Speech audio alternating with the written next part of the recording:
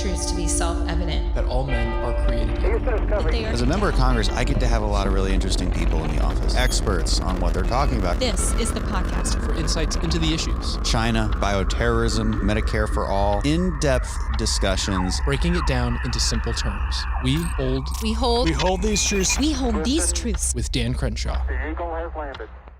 All right, folks. So I'm back here with Chris Miller.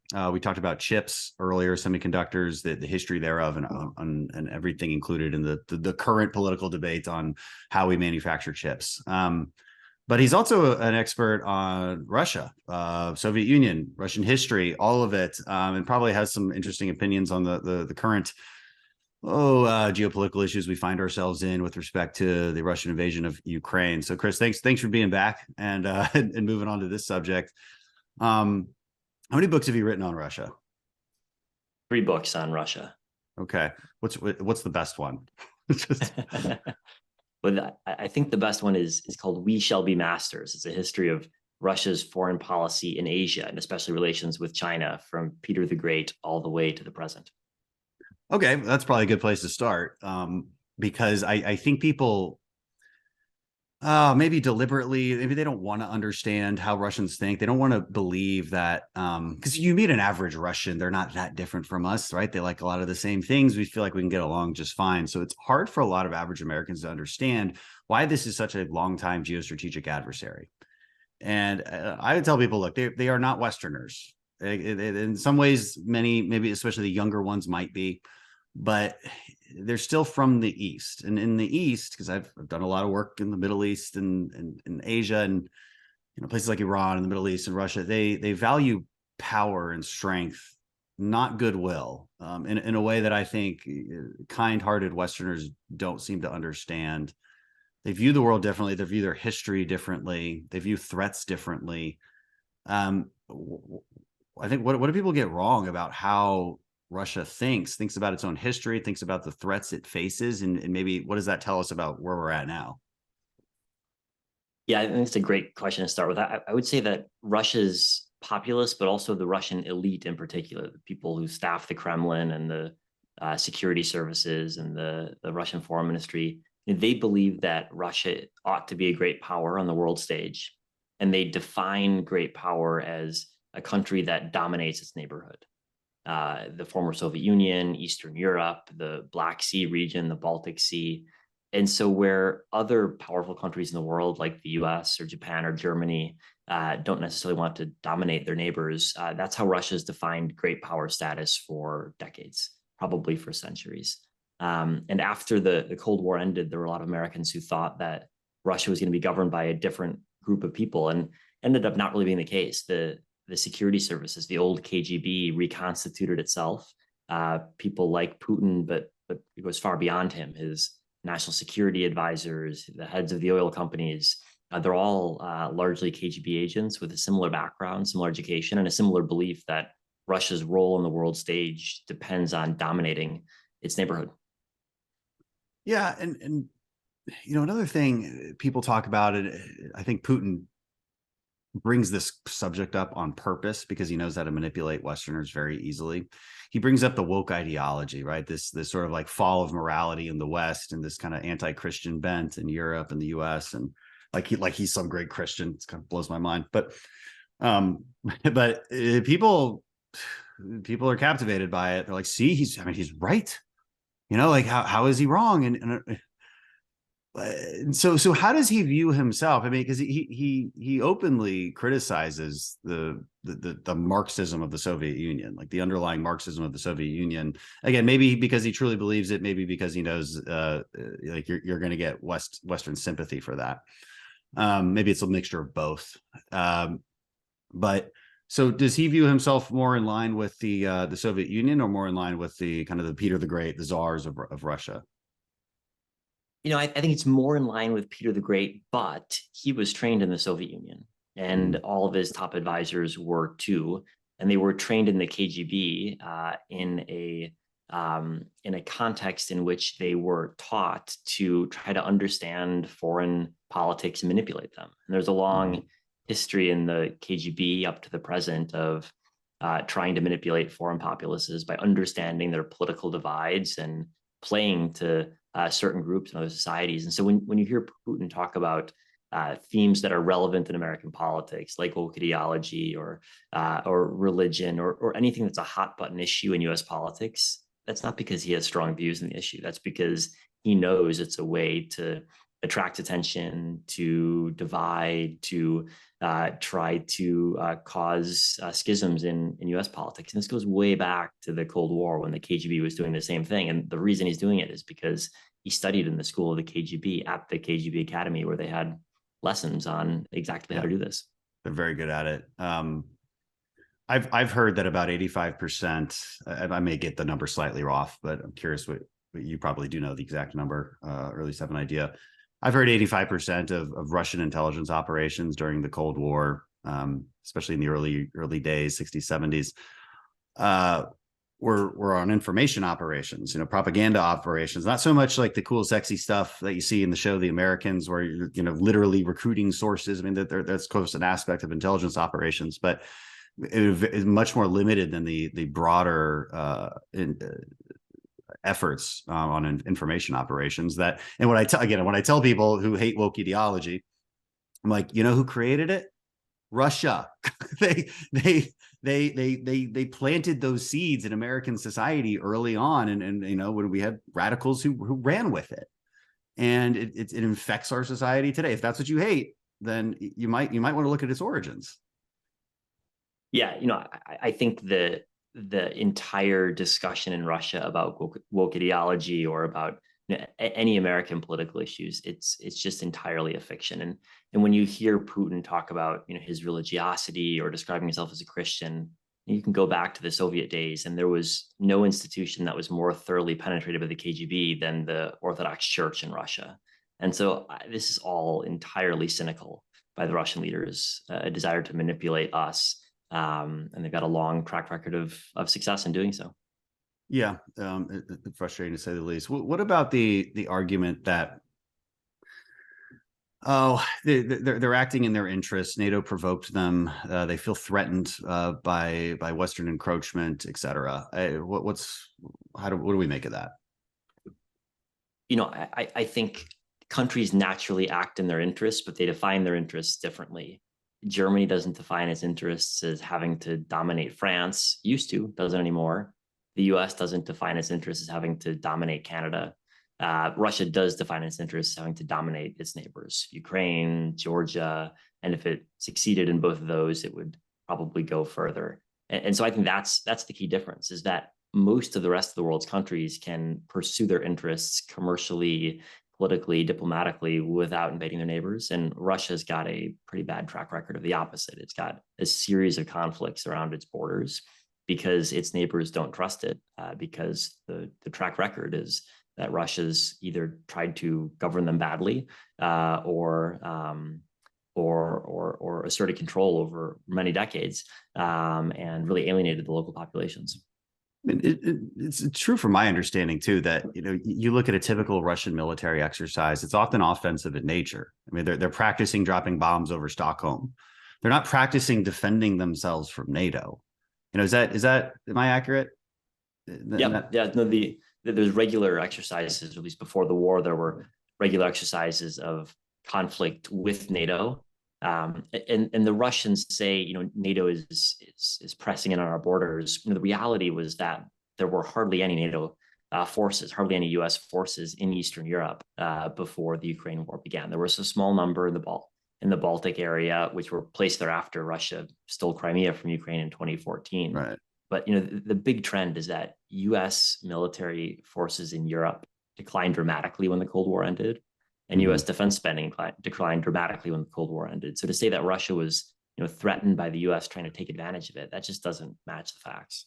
I mean, I would almost go as far to say that it's weakness. I mean, weakness, or at least no longer maintaining the threat of force, which has actually has been more provocative than strength. Yep. I mean, I think that's right. If you look at which country has gotten more militarily powerful over the last 2 decades, it's Russia that's been pouring money into its military. Well, we've largely watched and let it happen. And I think that perception of strength is what emboldened Putin to attack last year. Now, he was less strong than he thought, and the war plan was poorly designed, but he attacked not because he felt threatened, but because he felt strong. Opportunistic. I mean, it's, there's some interesting theories. I'm curious what you think of this theory. This comes from Peter Zion. I figure you probably know who he is. He says he did. He didn't just say this, it's written down. I mean, back in 2014, he said there's going to be another invasion in 2022. And he based that assumption purely off Russian demographics. How do you feel about that? I think that's one of multiple factors. Certainly the demographic situation in Russia is not great, but I think the Russians were also looking at a map of the world in 2022 and saw a Europe that was divided, a Biden administration that was trying to befriend Russia, a withdrawal from Afghanistan that suggested the U.S. was, far from willing to stand by its interests, and it put all those pieces together and guessed wrongly that it could get away with an attack on Ukraine without the rest of the world doing anything. Let's do a hypothetical. Let's assume that we'd never given Ukraine any stingers, any weapons at all, any javelins. These javelins were pretty effective, by the way, and keeping the Russians at bay just outside of Kyiv. And it's not clear to me that that the Ukrainians would have prevailed without some of those weapons. I mean, they barely prevailed. And then Kyiv would have fallen. Russians would not have suffered many losses because, and this was the assessment, right? This is what we thought was going to happen. So let's do that thought experiment real quick. Russians take over Ukraine, just like they thought they would, just like everybody thought they would. They don't suffer massive losses like they have so far. So they're still strong. They're emboldened. The population is behind Putin in this scenario because they like winners. That's also a big difference, by the way, people, between your Russian friends and your American friends. Like, we don't necessarily like a leader just because he goes and conquests Mexico. Like, that's not exactly what we're looking for. But in Russia, it is. And if you can't understand that, okay, fine. But you have to accept it as reality. Putin does have pretty strong support. I mean, you could correct me if I'm wrong on that, but I believe he does. Less support than he otherwise did. But in our thought experiment here, he's got massive support. He still has his military intact, and he's right on NATO's border. And we didn't do anything. We were just like, hey, it's not part of NATO. It's not our war. We don't like it. We condemn it. But that's it. What happens next? I think you look at the map around Russia and you can identify countries that probably would be next. Moldova, Belarus, Georgia, and the Caucasus. And then you look at NATO, because you have Russian tanks on the borders of 4 different NATO countries: Romania, Slovakia, Hungary, and Poland. And I think the ramifications for the U.S. position in the world would have been really quite dramatic, because it would have seemed like a dramatic U.S. defeat. Even though Biden said, we're not going to get involved, this is Ukraine's fight against Russia, the reality is that had Russia scored a dramatic victory in Ukraine, it would have looked like a defeat for the United States. And then we'd have faced a really messy choice. Either do we double down on European security and have to spend a lot more money than we've already spent in Ukraine to really guarantee security in a credible way, or do we cut back further? That would seem pretty uncompelling. But I think everyone who's worried about the amount of money we've spent, the arms that we've transferred to Ukraine since the war started, they have to think about what's the counterfactual. Yeah. What would the alternative path have looked like, and what would that have cost? Yeah, and that's exactly why I posed that question, because it's as if people who make that argument refuse to acknowledge the scenario I just laid out. But I'm like, that is the scenario that you called for. Just to be clear, there's only 2 options here. Either they're fighting it out in Ukraine with our help, or without our help, they just fall. So there's only 2 options. You can't pretend there's not. It's kind of like the Afghanistan question. I'm like, hey guys, there's 2 options. Either it falls to the Taliban or we maintain a troop presence. There's not like this in between that people love to believe. Oh, I wouldn't have done it that way. Well, what way then? What way do you get to 0 troops and leave a power vacuum? I'm sorry. There's no other options. It's binary. And so they don't want to believe that. It's frustrating. The other thing I would point out is, like, there's other countries too, like Latvia, Estonia. These have Russian speaking populations in them. It is not crazy to think, and these are NATO countries. And so what would Russia do there? Are they going to be more careful? Are they going to use this sort of going to be regular asymmetric warfare where it's not exactly clear that it's an Article 5 NATO infringement? I think that's what I know that's what they're going to do. I mean, we've been playing out these scenarios for years, even before Ukraine invasion, because the Russians do have a playbook, and it's if you're paying attention to them, it's kind of easy to see what's going to happen here, right? Yeah. No, I think that's right. And I think one of the results of the war and the fact that Russia's done so badly now is that it's so much less able to credibly threaten NATO in the short run. In the longer run, I'm sure they're going to rebuild their forces and try again. But for the next couple of years, they've got really substantial issues to deal with in Ukraine and would really struggle to threaten NATO countries the way that it seemed very viable they could have just 12 months ago. And so if you ask what's the benefit of the war to the US? Well, we've actually taken some real substantial steps to secure NATO's borders by degrading the Russian army in Ukraine. Yeah. And NATO's now potentially expanding with Finland, Sweden joining perhaps. And they don't have weak militaries. They're a net benefit to NATO. But what do you say to, again, your average American who's like, okay, well, I mean, what if Russia does take over Europe? What do I care? Because that's a pretty common comment. I think people truly don't understand. And so how do we help them? I struggle with this because I'm a politician. It's my job to help explain this stuff to people. How do we do that? Look, I think the history of the 20th century shows that problems that start in Europe don't stay in Europe. World War I and World War II both began by the US trying to stay out of European wars, and it was impossible to do because we trade with Europe, because military systems located in Europe can often reach the United States, especially today with longer range systems of all sorts. It's simply impossible to hide behind the oceans, and the experience of the last 100 years shows it. So we've got a real interest in making sure we've got friendly powers in control of Europe, just like we got an interest in making sure we got friendly powers in control of East Asia. And as the Russians try to push forward and undermine our allies in places like Britain and France and Germany, I think it's just historically naive to think that we can pretend that what happens in Europe just doesn't matter to us. The track record suggests the opposite.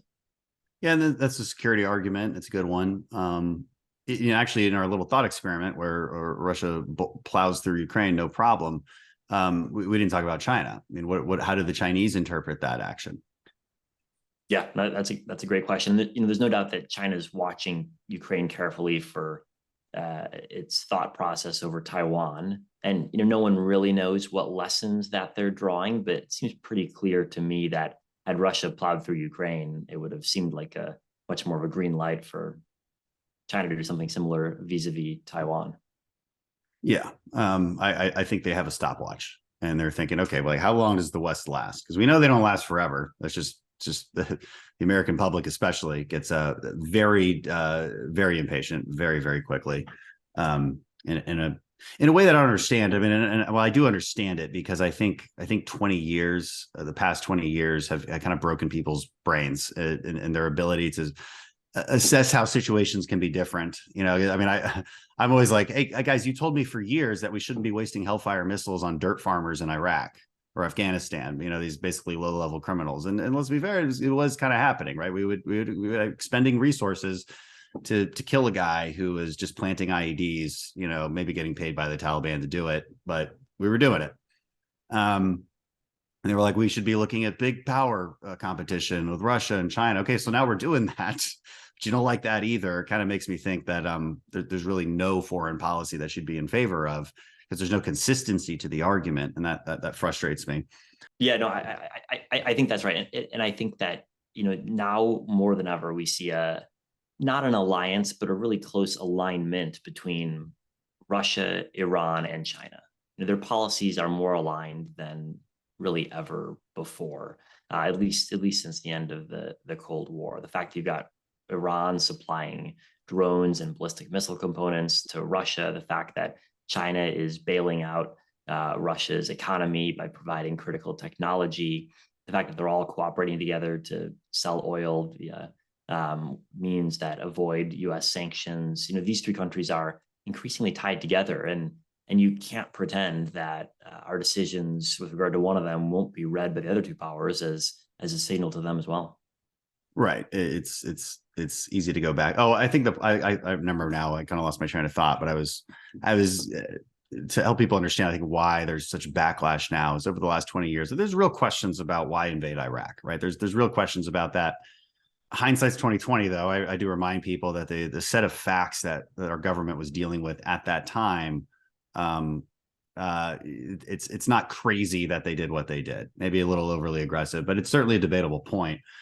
And people just get impatient, right? They get impatient. Leaders don't explain the geostrategic implications of our actions, why we're doing what we're doing, why it's more complicated than just yes or no answers. And so what you get in response is a very dissatisfied and impatient public with foreign policy in general. And it's on my own side, whereas I would see that from the Democrat side and liberal side over the years. It's very much now a right-wing populism thing to say, which is like, all American foreign policy is bad. We screw it all up. We shouldn't even be doing anything.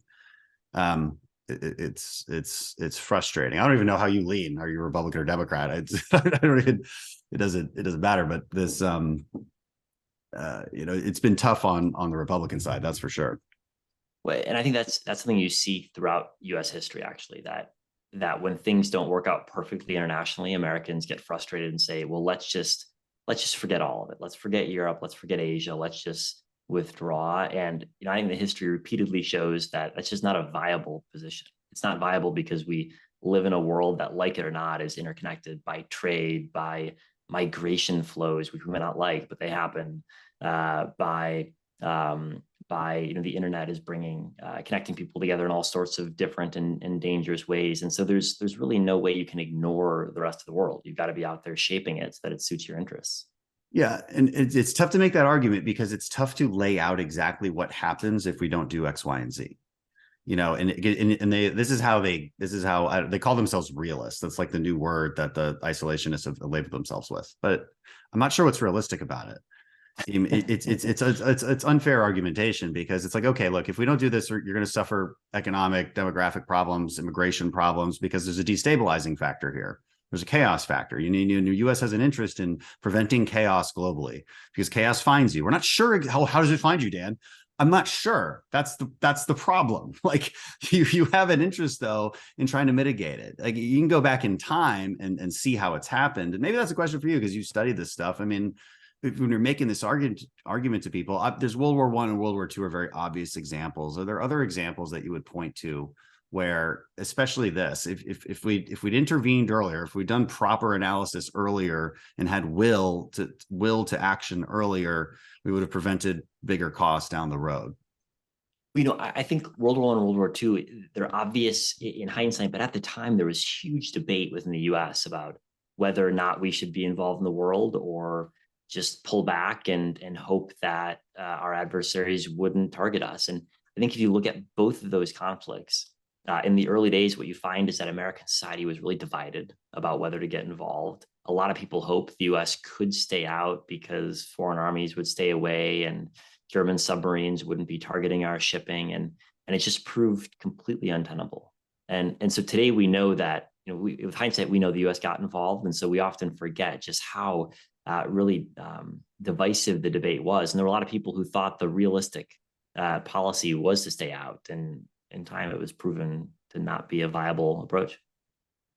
Yeah, there's other examples too. I mean, I guess more successful examples, but at great cost, like the Korean War. It obviously turned out right. Like, and we were in it for the long haul. We still have enormous bases there. We're an occupying force, I guess, in some ways. The Koreans are, I don't think it's really seen that way, but it's technically what's happening.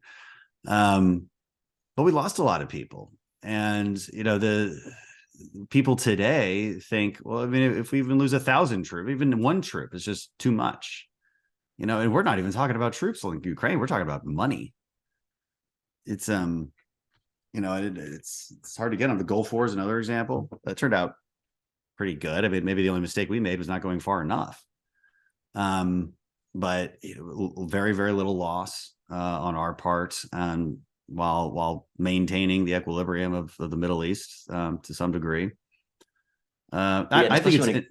Go ahead. Yeah, well, especially when it comes to Ukraine, with the fact that there aren't even any U.S. forces stationed there, it's just a question of money. The dollar value is really small relative to the cost of what it would have been had Russia won the war. Had Russia won the war, destroyed Ukraine, sent millions of people fleeing across Europe, and forced us to dramatically rebuild our forces in Europe to actually deter them from going further. That would have been easily 5-10x the cost than what we've spent thus far. What do you make of Russian arguments on Crimea? I'm not an expert on Russian-Ukrainian history and who owned what when, and how realistic is it for Ukrainians to ever get back Crimea? Both I think making the moral case and the military case. Yeah. I think in the moral case, I don't think Russia has any real moral case to Crimea. It was ruled by the Ottoman Empire for a while, so you could say it ought to be Turkey's. It was ruled by the Russian Empire for a while. Now it's clearly part of Ukraine legally, and it was given to Ukraine legally in the 1950s when Ukraine was part of the Soviet Union. And so when Ukraine became independent in 91, all of the former states of the Soviet Union recognized it as Ukrainian. And the Russians just dug this up around 2014 to justify their annexation, but it really hadn't been a claim that the Russians had made before that point. So I think it's a kind of a pretty cynical claim, but I think you're right to ask, can the Ukrainians actually retake it? I don't know. I hope the answer is yes, but I think they've got a really tough fight ahead of them the next year. And if there's one piece of Ukrainian territory the Russians don't want to give back, it's Crimea. And the fact that Crimea is largely just a big Russian military base at this point will make it tough for the Ukrainians to push them out of. Do you think that's a realistic off ramp?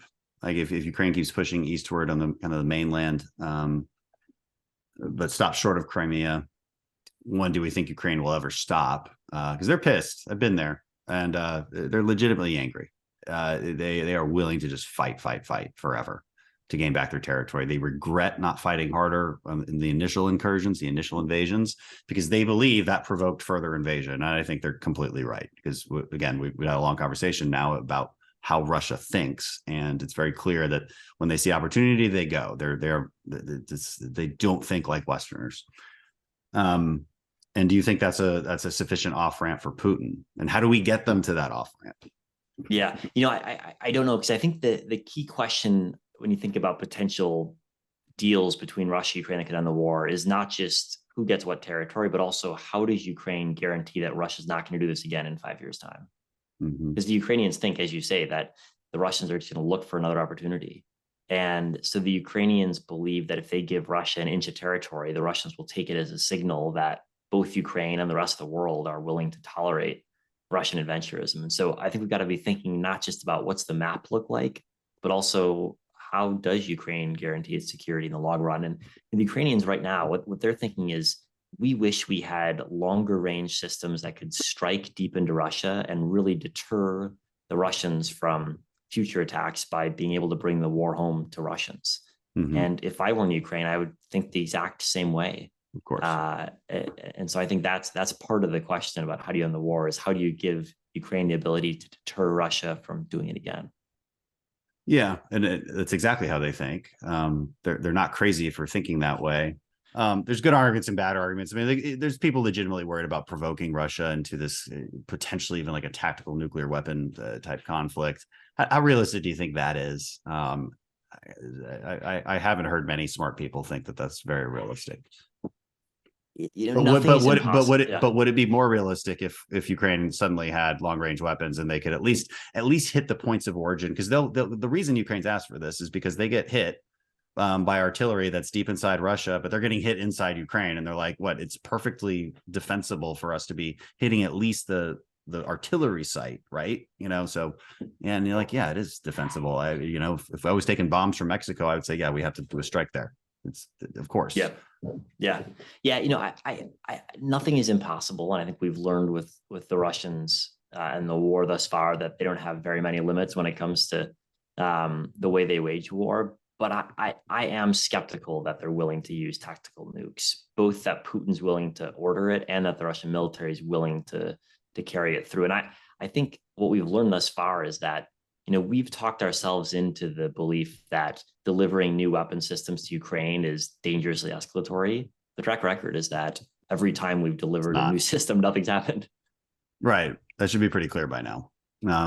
And I think that maybe that fear was at least somewhat justifiable at first, but a year into it, it's clearly not the case. If anything, the lesson should be, if we had just provided these weapons earlier, this war might be over already. And so for those who are like, oh, and it just drives me crazy. I see my fellow politicians doing it all the time. I want peace, not war. Oh, good for you. I mean, what a nice thought, but welcome to the real world where we're not the ones creating war. We're trying to deter it. And you don't deter strong, crazy people with olive branches. You deter them with strength back. And that's a lesson I thought America knew really, really well. And I am not correct in that, apparently. It's something we need to constantly remind ourselves of, and stand up to people with some spine. So, and maybe do it a little faster. Let's not come to the right decisions a year too late with tanks and airplanes and all that. Chris, I know you got to go pick up kids, so I appreciate you being on and doing the kind of the double podcast with us. Yep. Thanks so much for having me. Great. Appreciate it.